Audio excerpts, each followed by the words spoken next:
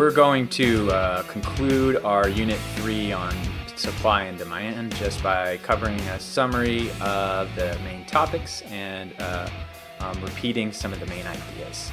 Let's go ahead and jump in here.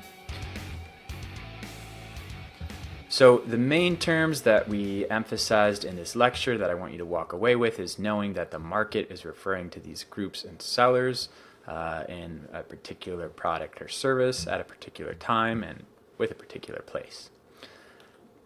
And I want you to remember the economic definitions of demand and supply, that they're referring to that entire relationship that can be represented either through a table or a schedule, that can be represented mathematically, or can be represented graphically.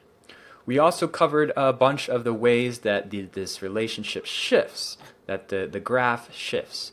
And so these are the kind of things that can shift: demand, income, price of other goods, taste and preferences, beliefs about future prices, then the numbers of buyers in the markets. And when the curve shifts, when we have a shift in demand, the demand curve decreasing, shifting to the left, lowers the equilibrium price, decreases the equilibrium quantity. When demand increases and shifts to the right, we move along the supply curve, which increases the equilibrium price and increases the equilibrium quantity. We can also look at the supply shifters, those costs of inputs, taxes and subsidies, the number of sellers, the expectation of the price of the product in the future, and technology, and the impact of those shifts. So an increase in supply is going to increase a shift supply curve to the right. Now, this is kind of something I want to pause and emphasize, because it's maybe not, because we have this upward sloping curve, not clear what an increase versus a decrease would be. Do we move the curve up for an increase, or do we move the curve to the right for an increase? We don't have that problem with demand, because up and to the right is the same thing, but with supply, it's one or the other. And what I want you to remember is that we're saying for a set price, we will want to supply more. That's what an increase in supply is, and that's why we have a horizontal line indicating this increase in supply. The other way that we can think about it is that for, if you must, that for any given quantity, it's cheaper to produce, is another way to think about an increase in supply. Right? And it's always this shift to the right is the shift to the supply curve for an increase in supply. A decrease in supply is a shift to the left, which moves us in equilibrium up the demand curve, a shift along the demand curve, and increases the equilibrium price.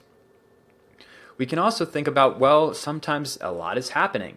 What happens if they shift together? And so this table helps you think about the impact of those when both are moving. So we talked about what happens if nothing is changing, right? The supply is moving and demand is either increasing and decreasing and supply is changing, or if supply is either increasing or decreasing and demand is changing. But these four corners where both of them are changing, we haven't talked about. And when we have a change in both, there's always going to be something that we have competing effects on, and is kind of unknown with these kind of question marks. It's going to depend on the relative movement of each. And we'll get into that a little bit more with practice problems and things like that. But I did want to introduce that these dynamics lead us to make predictions on what happens in equilibrium in the market. So to conclude, supply and demand interact through the market using the price mechanisms.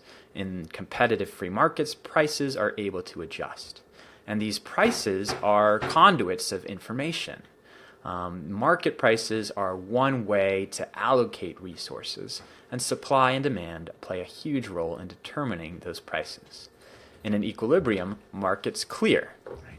And the equilibrium happens where there's no tendency to change, and this is happening where quantity demanded equals quantity supply. in the equilibrium, we don't have any shortages or surpluses.